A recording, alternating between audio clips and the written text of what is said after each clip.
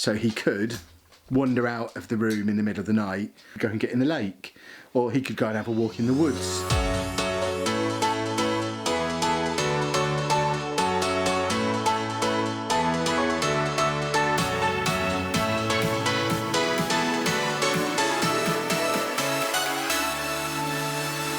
Hi folks, and welcome to today's vlog.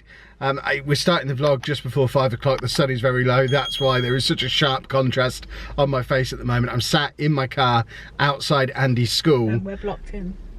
Only temporarily, someone's parking behind us. It's Wednesday, so it's Andy's normal after school club day, but we're here an hour early because we're here for a meeting to discuss his residential trip that he's going on in June. So at the moment, all we know is that he's going on a residential trip. We know when he's going, we know where he's going, but we don't really know anything else. So we're here an hour early to come to the meeting where we're going to find out, hopefully, lots more details. And not spot Andy. Because if he spots us, he'll sit with us. Yeah, absolutely. We need to sneak into the school without him seeing us. I assume the school have planned for this. None of the kids are outside, which is good, so they're all going to be inside, hidden away. He won't be hanging around in reception, hopefully, unless he's in the sensory room. Every time. Which is right near reception. Yeah, every time I go there, when he's not supposed to be around, he's there. Yeah, so we've got to try and sneak in, or else he'll just come with us and expect to be coming home straight away. But I may have miscalculated slightly, because I said to Anna, we better leave a little early, because whenever I've been to these meetings, these school meetings in the past, there's been queues round the block, parking up the street, 'cause I'm thinking of doing it with Lucy and Amy. There's 5 kids in Andy's class, and they're the only ones going on this trip. 8. There's 8 kids in Andy's class, and they're the only ones going on this trip. There's probably less cars in this car park than there is during the day when the rest of the teachers are in. So I think it's 2 years, I'm not sure. I think it's him and the older well, that's one of the things we're probably about to find out, isn't it? So we're going to go in, find out what's going on with this trip. I can't film. Well, obviously we're not taking the camera in there, we'll leave the camera in the car. No. But we'll tell everyone all about it when we come back, and Andy will be behind us just there. I could even do the little and make him appear. No, you're not having a haircut. You do that when you have a haircut. Yeah, it's a good point. If I click my fingers just willy-nilly, I might end up with really short hair accidentally. What is going on with your belt there, Kevin? I started taking it off. What? Stopped? Yeah, because I'm holding the camera with this arm. It can't pass through my arm. Who does that? Kevin does. Right, we're going in. I love the contrast. It's just, I'm a pair of sunglasses and a beard. There's nothing else of me. It's brilliant. Exactly. Back in the car. I do have Andy with me as promised. No Anna though, because he's come out without his DS. I'm assuming that's our fault because we've been in there and picked him up rather than him going through the normal leaving routine. I think the DS gets left behind the reception counter in the morning, so he doesn't use it during the day. Have you had a good day? Yeah. Good. I mean, apparently he has had a very good day. We had a long chat with his class teacher in addition to talking about the trip itself. Lots to say about the trip. I think we're both, all 3 of us even, are equal parts terrified and excited. I'll talk more about it when we're home and Andy's not sat there, because some of the stuff I've got to say I don't want him to hear because I don't want to give him ideas. But I think we're very much of a mind that we want him to go, but we have a couple of fears, a couple of concerns that we need to find a way around before we fully confirm everything. So I think we're going to arrange a trip to go up there to have a look at the place where they're going, and just to put our minds at rest more than anything. But I'll tell you all about it when we get home. Fingers crossed, Anna should be back any second with Andy's DS. Anna's on our way back after what seems like ages. Sun's practically gone down. I might have to put my regular spectacles back on in a minute. I don't know if she's got the DS. This could be a problem if she hasn't. Have you got it? Yeah, he's got his hand out the open window waiting for it. Andy. Yes, female bus. Female boss. Yeah, on the lane. Where was it? In his jaw. Oh, okay. Splendid. Sorted. Now we can... Oh, he's trumped. No, he has. Now Andy's window goes back up because he couldn't wait for it to get back in the car. Oh, Andy, that's lovely. Oh, hold on, let's have a look at this. Thank you. Andy's made a Mother's Day card, which is just as well, because he's not going to see Anna on actual Mother's Day because he's at respite. Go back. Right. That's less than that. Less hour in bed. Well, you can get up an hour later because there'll be no kids I'll at be home. with you. But I can sleep. You wake me up. I sleep until you tell me to stop sleeping. You're a liar. Saturday, 7. Oh, that's why I had an alarm on, because I had places to be. On a Saturday? Yeah, I had to go to the football at lunchtime. At 7? No, but I had to edit the vlog and everything. At 7? You still didn't get up? No, I decided to have a lie-in after the alarm went off. I can go straight back to sleep. Certain other people can't. Play. You know, that was just an excuse to zoom in on your face again. Please don't. I don't like it. Female. Are you perusing through the paperwork, Andy? Yeah. He took the folder they gave us off us as we walked through the door, so he can have a look to see what the school have been communicating with us. I think he wants to check if his secrets have made it out or not. Well, that's not here. He's just looking for people you know. Wednesday school club. Yes, you went to school club today.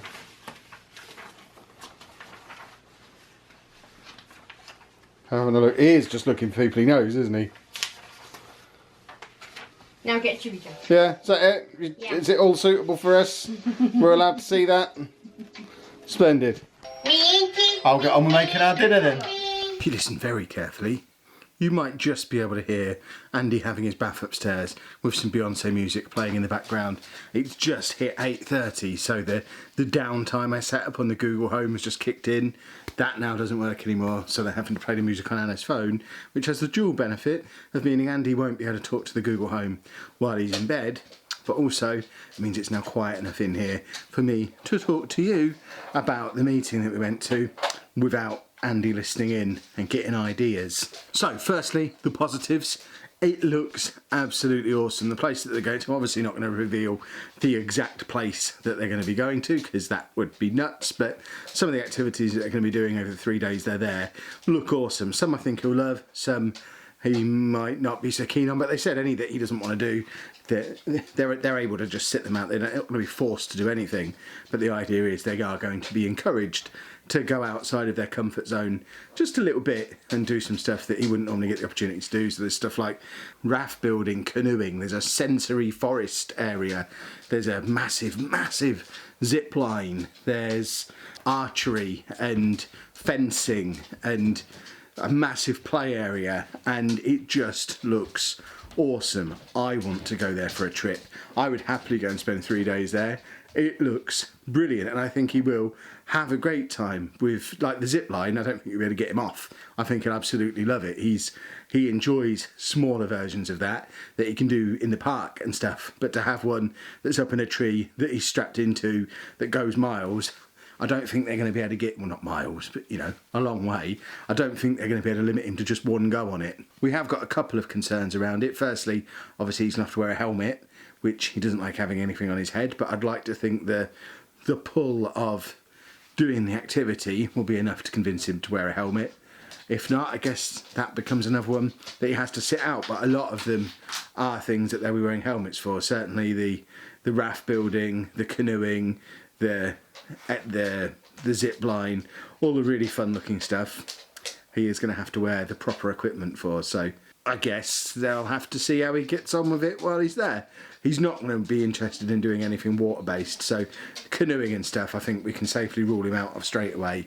He doesn't like water at the best of times, but I think there's enough activities there that will interest him to make it worth him going and having a go. And it's something that he's not just going to get this one opportunity to go. He's sort of qualified for it, if you like. He'll get the chance to do this every year that he's still at that school. So every summer he'll get the opportunity to go for a few days for the next 3 or 4 years. So even if he doesn't have the best time in the history of the world this summer, it might prepare him for next summer when he might have a better time and do more of the activities. But there are a few things with it that we're concerned about. We've already mentioned, obviously, having to wear correct equipment, life jackets, helmets, harnesses, things like that. We know, obviously, it's safety. He has to wear that stuff to be able to do those activities.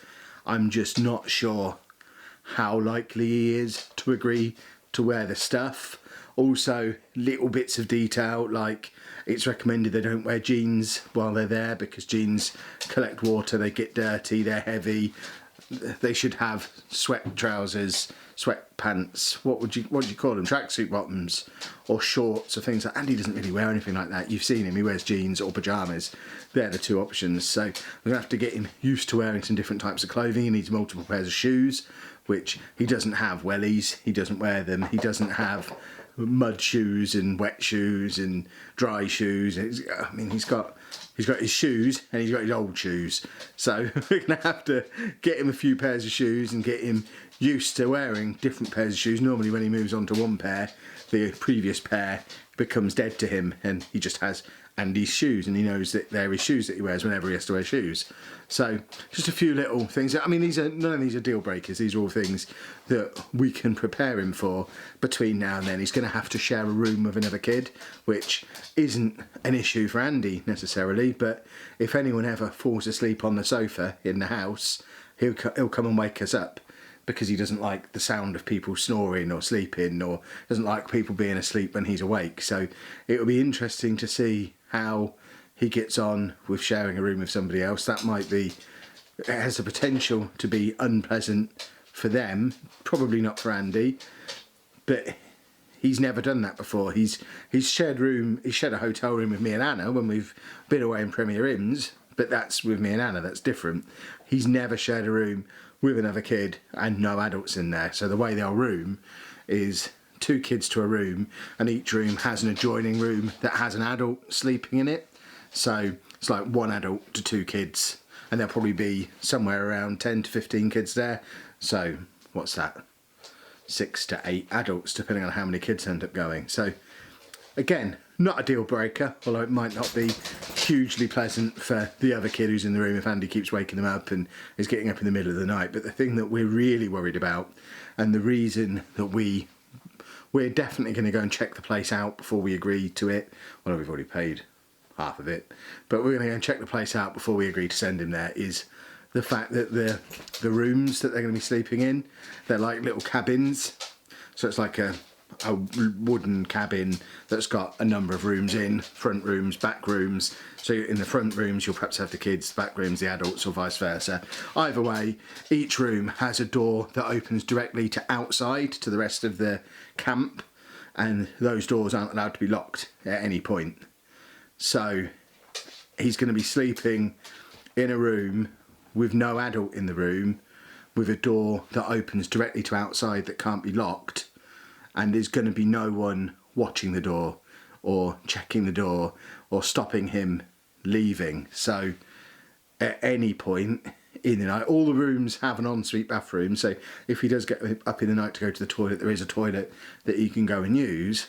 But at the same time, if he gets up at midnight to use the toilet, like he does every single night, he always gets up at midnight to use the toilet, he could just choose to go out of the door and go off for a walk, and nobody is going to know that he's missing until morning, when the adults get up and go and check that he's there.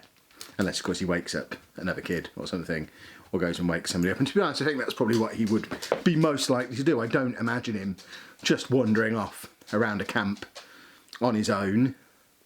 But we looked at the map of it and we did ask a few questions, and there's lakes there where they do the canoeing and where they do the raft building and stuff, and there's no fence or gate or anything like that to get you from where they're going to be sleeping to the lake, for example.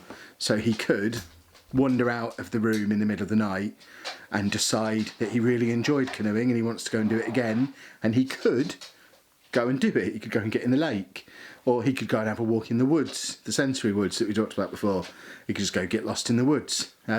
Although they have at the front of the camp a proper gate that closes, they weren't able to guarantee that it's secure all the way around. It's not like a 10-foot fence or anything all the way around it. So theoretically, if he were to walk through the woods, he might be able to get to the other side of the woods and get out completely. And all of this is while everyone else is asleep. They said there's not going to be enough adults there for them to have an adult who's up all night checking that nobody's escaping. They don't have the staffing levels for that, which is fair enough. I wouldn't expect them to. I would normally expect the doors to be locked, but it's a fire risk. Apparently there is no way around it. They can't lock the doors, which again I completely understand. So we're kind of we're sat in a situation where we're just a bit scared, I think, because I think if I had to give it a percentage chance of him doing it, I think there's maybe a 3 to 5% chance that he would go for a walk, that he would get out. He's escaped from places before, but it's not happened for a long time. It's not something we ever really see him try to do. All the times we've stayed in Premier Inns with him, he's never gone and tried the door in the middle of the night. He's never tried to get out. He's never woken us up because he was trying to leave. When he goes to his respite place, although he leaves the bedroom to go to the toilet, he's never tried to get out the front door. He wouldn't be able to anyway because it's locked and there's adults awake all night to make sure he doesn't. But we've never had reports of him trying to get out. So I think it's really unlikely that he would do it. But at the same time, if he's woken up in the middle of the night, it's a strange place, he's confused, he's looking for the toilet, goes to open the door that he thinks might be the toilet and it's outside. It only needs one thing to catch his eye while he's got the door open, and he might go and have a look. And it's just it's a worry that we've got. So we want to go and check the place out. We want to see how secure it seems. We want to make sure that the beds, the camp area, isn't right next to a lake or a road or a fence with a gap in it. And I mean, the schools share our concerns. They fully understand that it is a bit of a worry, and we would all have to be confident that he's not going to try and get out, which we can't really be until he's there and they know if he likes it or if he likes it too much. It's difficult. I don't think we can make a final decision until we've gone to see it, and we really want him to go. We want him to go and experience it. We want him to be a part of it, but obviously it's the first time he's ever done anything like this, and as typical protective, maybe overprotective parents, we're just a little bit, me more than Anna, I think, which is weird. I would have expected Anna to be the one who would be really anxious about it, but it was me asking all these questions because I just immediately came up with all these different scenarios of where he might go or why he might want to get out, whereas Anna was very much, he doesn't do that anymore. He hasn't done that for ages. He's not going to do it. And I understand that. He almost certainly won't do it. But it's just a thought that he could. And if they're going to bed at 9 o'clock in the evening and not getting woken up till 7 in the morning, which is what the schedule says, so nobody's checking on him for, 10 hours, if he walked out the door 10 past 9 and nobody saw him, he could be 10 hours away if he got through the fence, or he could be in the lake for 10 hours. Okay. I'm being told I need to wrap things up because I'm being too loud while she's trying to get Andy to sleep. So I think I was probably waffling anyway. But let me know your thoughts. Let me know down in the comments. What would your next steps be? Would you be happy sending him? What questions would you be asking? What would you be wanting to check when you go and have a look? And we will go over there and have a look well before we have to make a final decision, and we'll keep you posted on it. But I probably just need to, I'm sure it'll be fine when I see it. I'll stop worrying. But at the moment, so many scenarios racing through my mind. But we will wrap things up there before Anna comes down and tells me off. If you have enjoyed today's vlog, please make sure you leave a nice big thumbs up on there for us. Subscribe to the channel for more daily vlogs. Thank you very much for watching.